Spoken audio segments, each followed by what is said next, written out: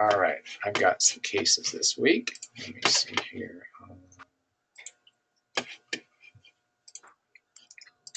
All right. So this is an interesting case. So this is a young guy. Oh, you don't see the right screen here. Let me show you. Okay, who presented with a knee mass, was thought to be a sarcoma or something, and so this CT was done to stage a sarcoma, and you can see he has scattered little nodules. Nothing terribly exciting, but enough nodules that, you know, for sarcomas, we've seen cases where they start like this, these little tiny nodules, and then some scar down the right base. But just had these a couple like 3 millimeter nodules, but more than just 1 or 2. I'm sorry, a couple of millimeter nodules, but all over the place. So not real big. So we suggested they're, you know, indeterminate. We don't know what they are, too small to biopsy, and recommended short-term follow-up. So let me show you his knee MR. So here's the scout, localizers, and you can see there's just, let's see, the right side here. There's this stuff going on, joint effusion. There's this mass over here. And then you have to pardon me, I don't do MSK MR, but you can see here, so these are T2 fat sat, and you can see there's a joint effusion. And then we've got this sort of intermediate signal collection, and then there's a lot of marrow edema. But one of the observations when I was looking at this with one of the MSK people is the sort of intact portion of the bone, which, you know, typically you think of things being destructive. There's a lot of edema around it. On the post, this is the pre-GAD. Let me see. Here's the post-GAD axials. You can see this is really ugly. It's peripheral enhancement, all these kind of septations. There's clearly a non-enhancing necrotic-looking portion, enhancing synovium, and lots and lots of marrow edema. So they biopsied this, and it wasn't a sarcoma, and turns out to be blastomycosis. And so probably what these little nodules are, and I should show you the MIPS just to show you, is pulmonary involvement. Usually, which is unusual, because usually when I see disseminated blasto, the lung disease is pretty rip-roaring. You know, they have consolidation or masses or not, like lots and lots of nodules. But he didn't really have any respiratory symptoms. So presumably, I mean, blasto gets into the body typically from inhalation. He was outdoors. We had a very wet June here, so there's a lot of moisture in the soil. So good breeding ground for the fungus. But presumably this is just bits of blasto in his lungs. So he'll be treated for that. And he doesn't have a sarcoma, but you know, I've seen blasto in bone, but it's usually very destructive. But this is sort of a synovitis / abscess with a osteomyelitis component to it. So we're starting to see that. And then I don't have a case. I just had a case this morning. It was a radiograph that looked like community-acquired infection. That's actually blastomycosis. All right, so this case is an elderly patient with long-standing history of rheumatoid arthritis, and this is an older radiograph, I believe. And you can see there's pleural effusion, and they've been kind of chronic pleural effusion, and it has this cavitary lesion, and there's some nodules in the lower lobes. And at that time, the CT looked like this. So you see these pleural effusions, and then there's this subpleural cavity with this kind of thick wall, complex interior, and then a bunch of other subpleural nodules, very well defined. This one's cavitary, also has a very thick wall, and then some smaller ones. So this is very typical of the rheumatoid nodules. We've shown several over the years here, and they seem to have a predilection for the lower lobes and sort of the subpleural lung, and give you these really ugly cavities.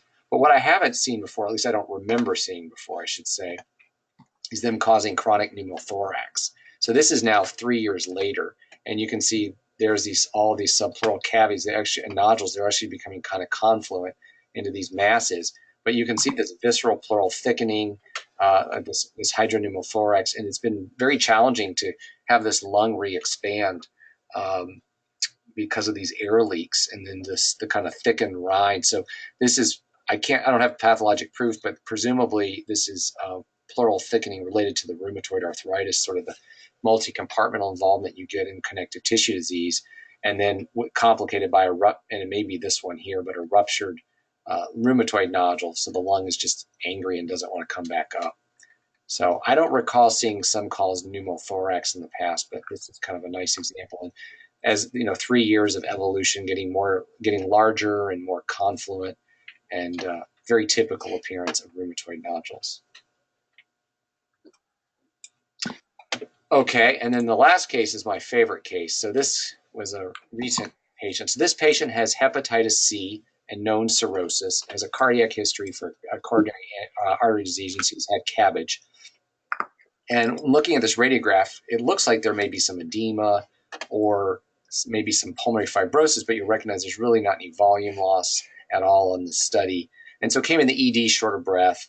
And if you look carefully, you can see a lot of linear things out in the periphery. I dug around for an old CT done somewhere else, and you can see there's some emphysema, patients smoked in the past, but what catches your attention is down in the lower lobes, and you can just see these peripheral pulmonary vessels are very large. And if we switch to the soft tissue image, you can see them going all the way out to the pleural surface. And the RV is not large, it's not thickened or anything, so this isn't a portal pulmonary hypertension. But what had not been done recently is a pulse ox. This patient turns out was 80-something% on room air as soon as he started walking and would become presyncopal and stop walking. So got an echocardiogram, and let's see if I can get it to play. It's not playing automatically, but this is the 4-chamber view, and just to orient you, there we go. This is a bubble study, so you can see where they're injecting the bubbles on the right, and then you can start seeing them coming in on the left. And it's playing a little faster than I'd like, but what you're seeing here is a delayed in the left to right filling. So here we go. We'll just watch it one more time. So it's coming on the right, and it's about several seconds before they start coming in. So this is consistent with an intrapulmonary shunt. So this is diagnostic with the history and the findings. And talking to the pulmonologist who saw the patient has digital clubbing, has a little spider telangiectasias on the chest wall. So this is classic hepatopulmonary syndrome. The only thing he didn't have on exam was the platypnea, where they actually feel better lying down and more short of breath when they sit up.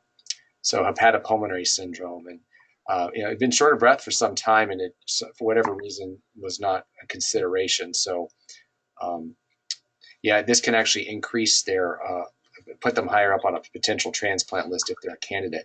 Interesting, the only treatment that may be used besides that is apparently garlic supplements, and I don't know the data, but our pulmonary vascular pulmonologist, that's what he said he puts his patients on, is over-the-counter garlic supplements.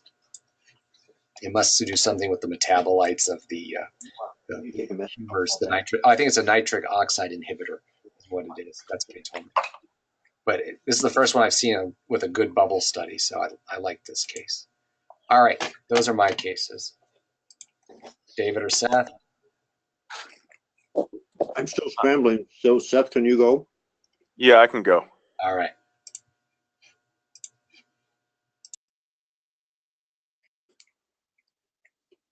I had one more I was trying to anonymize, but it wasn't working. So let me, put my list back up real quick. Just,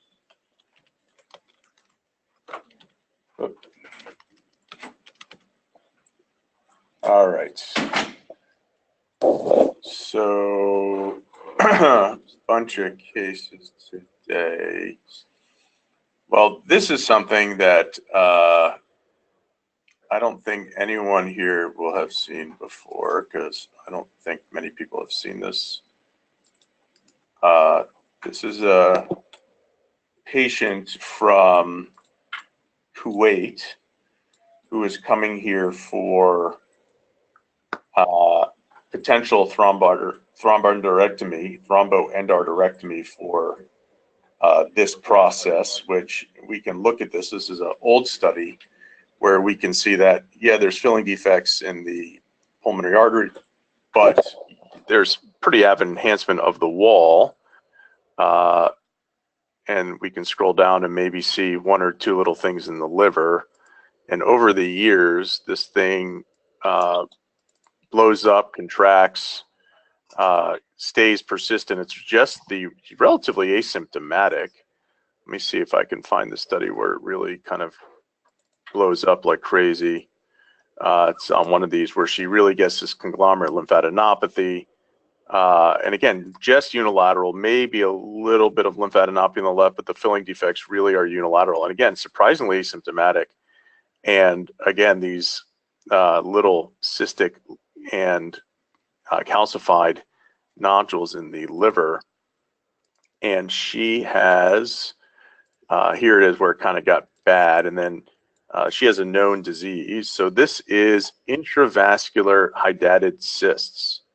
So this is actually somehow her hydatid disease got from her liver, presumably through the IVC, and filled her right pulmonary arteries. So this, I hate to rain on your parade, but I think I have seen a case of this. I showed it last week. did you really? Yeah, it was sent to me from a radiologist in Kashmir, state of India. Really? Yeah, I'll try to dig it up while you show your other cases. I wonder if it's the same person. No, it can't be the same person. This is from Kuwait. That's funny. But yeah, when you show, as soon as you started showing the images, if you check your message queue, your chat, you'll see I wrote hydatid disease ? Yeah. But yeah, we're pretty well. That's two. I guess we see. I'll pull mine up so I can show it to you. But you can keep going. Yeah, well, that's there you go. So that's kind of random that there's two shown in 2 weeks and probably never again shown in our case category. Well, this is, well, let's see if you've seen this thing before. All right, Jeff. Now this is a guy who came in who had a LVAD infection, and they pulled out the LVAD and the infection spread to his apex. They treated it, but they didn't treat it very well. And he came here because his, needless to say, he's having some issues. So this is about as big of a contained cardiac rupture / pseudoaneurysm that I think one will ever see. Maybe people have seen bigger. I don't know. I have not. But this is a apical pseudoaneurysm from an infected LVAD that then ruptured and got contained and all that nastiness. And everyone's kind of afraid to go in there and fix this thing, but he's actually going to finish his last course of antibiotics and then actually try to undergo surgery here. But just a really impressive case of a massive pseudoaneurysm in the apex. Wow. Yeah, I haven't seen that. This is one of those things where we see one every, I don't know, for me, every 5 years or so. This is a patient, relatively asymptomatic-ish, coming in with these. Unfortunately, this is from a PET study, so I apologize. It's not the best imaging. I'll show the CT of the chest later. But what's impressive is a very, very large masses and nodules, but you really can't, and this has a broad differential. It comes to, at least the diagnosis to me, or something in the realm of the diagnosis becomes, a little bit more, let's find the right study here.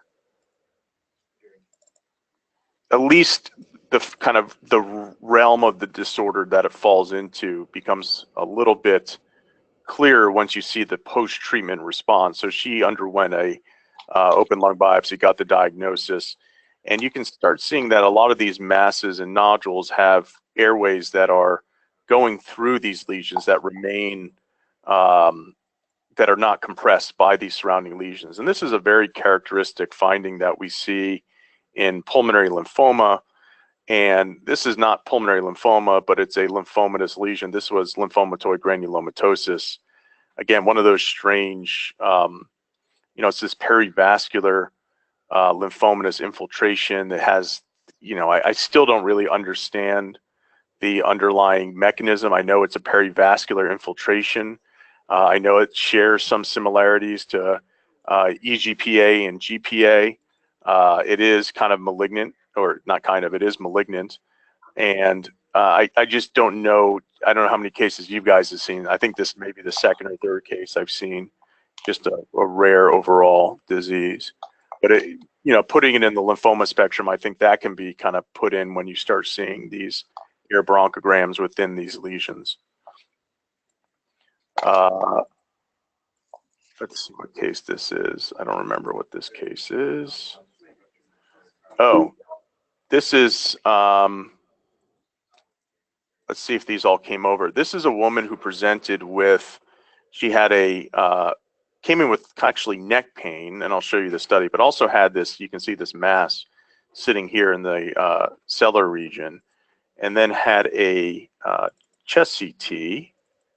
Oops, those are the MIPS, but I can show the thyroid on the MIPS. Had a very large, ugly infiltrate, kind of just large, enhancing, ugly looking thyroid that was painful. So she actually underwent biopsy of the thyroid, and this turned out to be on biopsy Langerhans cell histiocytosis, and presumably the cellar region was as well. And what's interesting, and I think I showed a case many years ago, the patient who had a malignant histiocytosis, where we can see that there are these bizarre kind of cysts with a few scattered nodules. And unlike the smoking-related injury, which is upper lobe predominant, remember that Langerhans cells are a normal population of antigen-presenting cells within the trachea and main stem bronchi that presumably migrate out due to the antigenic exposure from the smoking. These are actually, and there are a few, and this is a non-smoking patient, there are a few upper lobe nodules, it's not, but it is in this case, a lower lobe predominant disease, because this is a bloodstream delivery of these malignant Langerhans cells. So I think I showed a case a couple of years ago that was much worse, where a patient actually had a malignant histiocytosis that presented with lower lobe findings of PLCH. So those are the only two cases I've seen that were really lower lobe predominant. And then last, and I have pets and everything on those if you guys are interested. In the last case, this is this is one I was waiting to download, but unfortunately it wasn't being very friendly. And her chest x-ray didn't pop up. Hold one second, if you guys wouldn't mind. So this is a woman who came in who was a completely healthy woman, really never had any history of anything, who presented with severe shortness of breath. And let me just show. So I found a chest x-ray. Whoop, yeah, shoot. Sorry, that had some information on it I didn't cut out. She had a chest x-ray that report that basically from 2014 that said that was basically completely normal. Let me do this, and you can see that it was just completely normal. Additionally, unfortunately, I just have shoulder x-rays. I have a bunch of shoulder x-rays from like 2017 to 18 that are also completely normal. Unfortunately, I don't have a chest x-ray. This woman came in and she was, severely short of breath, not doing well. Chest x-ray looked like a developing diffuse alveolar damage kind of pattern.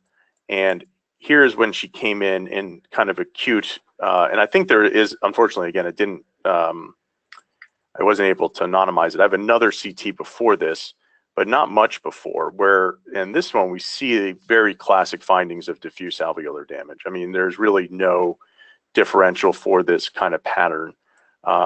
And she progresses quite rapidly. So this is now a few days or about a week or so after that. And she develops, as these patients often do because they're on a ventilator, she develops pneumomediastinum. She's got worsening findings of DAD with kind of increasing or transformation from the earlier exudative and organizing phase to more of a kind of fibrotic phase. Although the airways are still bronchiectatic, they're more beaded. But what the interesting thing about this case is, and one of the nicer examples that I've seen showing this is now her many months later examination. And I should have shown this first. So, I think this is her follow-up. So this is now many months after the initial injury. And I think that any chest radiologist who was reading this, if this was the initial study that you had, would call this a, a probable UIP pattern. Yeah, there's a little bit more, fibrosis a little bit more lateral than maybe at the very bases, but this is, would meet the criteria for a possible UIP pattern. And I'm sure pathologically that's what she has now, that once the acute injury is resolved, we're left with this residual fibrosis. But it's a really nice, and they never figured out what the cause of her DAD was. They did broncher, they did show it was DAD. So they labeled it as an AIP case. And it's just interesting to note this progression. We know that UIP patterns, especially IPF, are associated with DAD. We call them acute exacerbations when they become clinical, but presumably there's subclinical events of acute lung injury that we're not imaging and not seeing, and that's thought to be the underlying pathogenesis of this process. Now, what's causing it is unclear, but I just think this is a really pretty example of the kind of progression from an AIP to what I think most people would call UIP, at least on imaging. And again, she's awaiting lung transplant now. Have you guys seen this? I know I've shown a lot of cases in the past of NSIP kind of, or organizing pneumonia early on, kind of migrating towards an NSIP pattern once it heals. But this is one of the nicer cases of an AIP/DAD pattern healing as a UIP pattern. Unfortunately, we have to wait for path, but just wanted to show that. It's got what Jeff calls arcades in the bases there when it's florid, and that makes me think that there's a component of organizing pneumonia going on there. I thought this was going to turn out to be a one of these amyos, what is it? Amyopathic, dermatomyositis cases. No, she has nothing. So you have to remember that the organizing pneumonia and DAD are secondary to the same lung injury. It's the same, or the same underlying pathologic injury is the same. It's the damage to the basement membrane between the type 1 pneumocytes and the capillary endothelium. And so it is, when you pull open, if you open lung biopsy the patient at this time, when she's really in the organizing phase, a pathologist struggles to differentiate between the organizing phase of DAD and organizing pneumonia. That's a fact. Any good pathologist will tell you that. And because also the underlying mechanism is very similar, the areas where you get these lobular zones of sparing is very common in DAD. And in fact, it's something that, the zonal nature of the injury, we'll see severe involvement with, in pathology, severe involvement with one lobule, and the adjacent lobule will be just completely normal. And we'll see that in OP and we'll see that in DAD, because really it's just the extent of the injury to the basement membrane and how, again, it's just the extent of the injury and how severe it is. But the process of the basement membrane tear, the exudation of this material, the plasma proteins, the coagulation components, the myofibroblasts that then proliferate in and form these organizing balls, blah, blah, blah, blah, blah, keep going on. That is almost identical between the two injuries. It's just one is a much worse injury. So that's why you see these arcades or these spared lobules in both. But I digress. So yeah, Seth, I've seen cases, and you've shown cases of sort of an organizing lung injury or DAD leaving what looks like an NSIP at the end of the day. But I don't think I recall seeing one look like UIP, but it makes sense. I mean, there's an injury to the lung. It's just how it healed and what's left and how many lobules collapsed versus exactly collagen is laid down. I mean, I agree. It has some funny features in it. There's like you said, but like you said, also, if you just showed this case first, tell me this was a 70-year-old smoker, I'd say it's probably UIP pattern. Yeah, no, exactly. And she's like 68. Yeah. 60-year-old patient, you see this, you're like, yeah, no, not class, there's no honeycombing, but it's lower lobe, it's subpleural. Yeah, there's some upper lobe stuff, but funny things, but not enough to get you excited. Yeah. And I really wish I have to I'll show you the x-rays, but it went from normal, no history of anything. Yeah. So just a nice example. Cool. That's a great case. Yeah, I can't get my hydatid case right now, but it kind of looks like yours. I'm so upset. I'm like, something that no one's ever seen. And you're like, yeah, I showed last week. I'm like, that's just funny. Hey, Yeah. Seth. Hello. Yeah. Hey, it's Mike Chung over at Mount Sinai. A few of us here. Could I just ask a quick question, just for teaching wise? We were thinking, like, why not chronic HP for this case that you're scrolling up and down on right now? Could you just maybe go through why UIP would be better than like an HP case if this was just the first scan we were seeing? So HP can be lower lobe predominant. We do know that.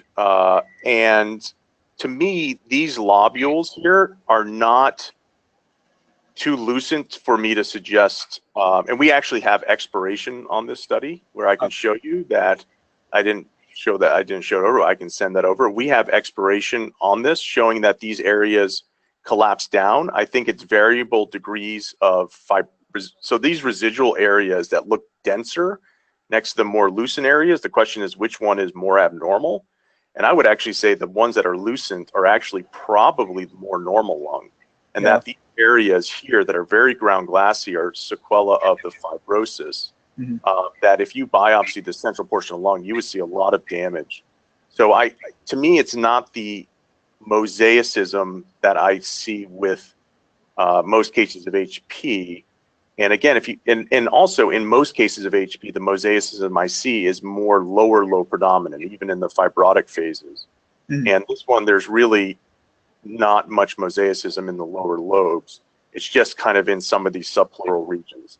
That's how I attack it. I mean, I think if you had nothing, you would say, I mean, it's in the differential diagnosis for a pathologic UIP pattern. I mean, we know some cases that look identical turn out to be HP, but this one I wouldn't have just said, I would have just called it a typical UIP pattern and they could have done the workup.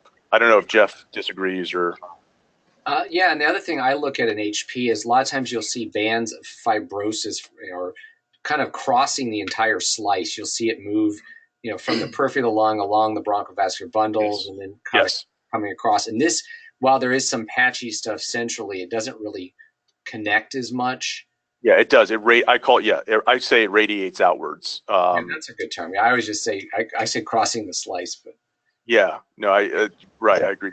So, no, that's always in the differential when you have a UIP pattern, but it's not something I would have said, oh, I really think this is HP. That's very helpful. Thank you. Appreciate it. Yep. All right. Is that it for you, Seth? Yeah. All right. David, are you ready? I'm ready. I have one case. Okay. I thought I had more, but they're not prepared. So here's a person with a mediastinal mass. I think this is a woman in her 50s or 60s. And it's been there for a while. It's quite large.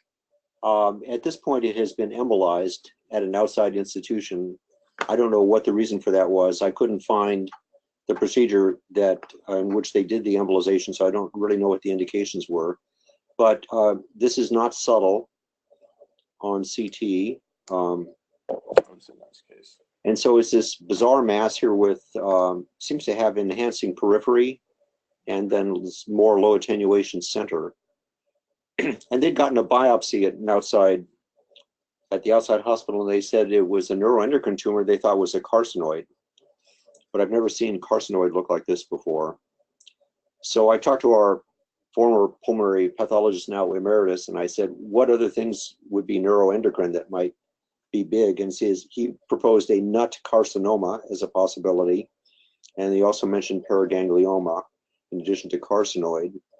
Doesn't look like a small cell lung cancer, which is neuroendocrine. And so Dr. Wood, our senior thoracic surgeon, trained at Harvard, worked on this case. He worked on removing it. It took him 7 hours. There was massive blood loss.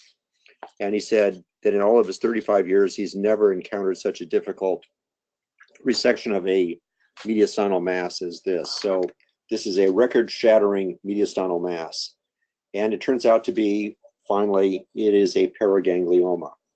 So very large. Now, we had a gallium-68 doctate scan, which lit up the periphery of this tumor in the same same as what lights up on CT lit up on this gallium-68 doctate scan, which is attracted to somatostatin receptors, evidently. So I just glanced at what that scan is intended to do. So it lights up in neuroendocrine tumors, and it lit up the periphery of this one as well.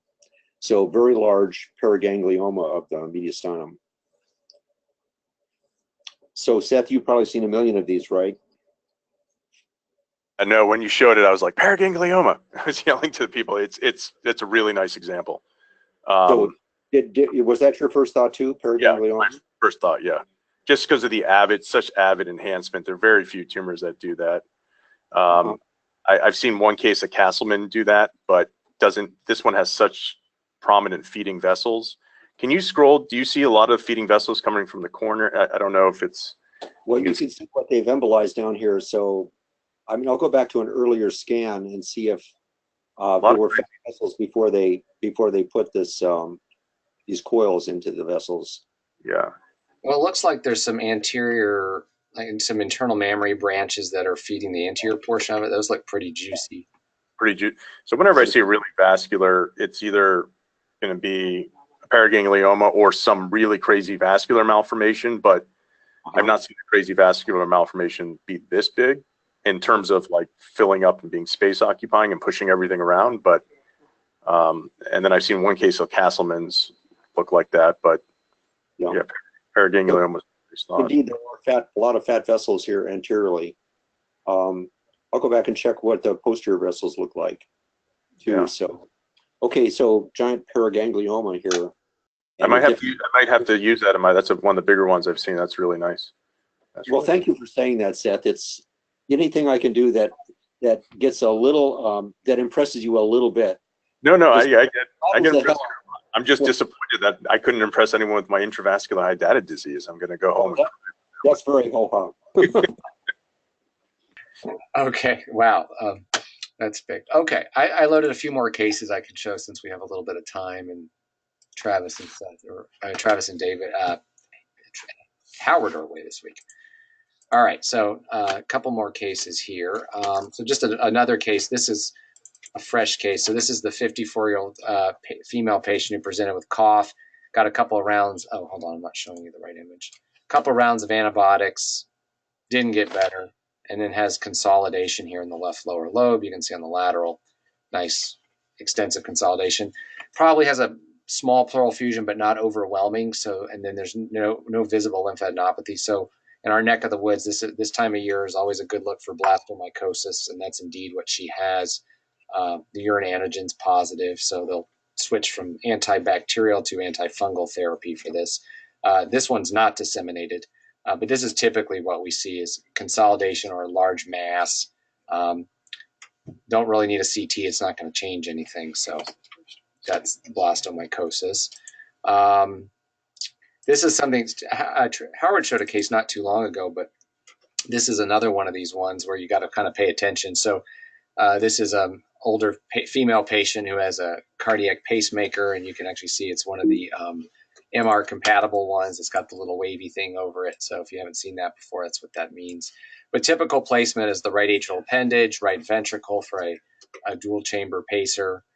All looks good. And then on the follow-up, of course, something changed a little bit. And I'll put the two PAs next to each other.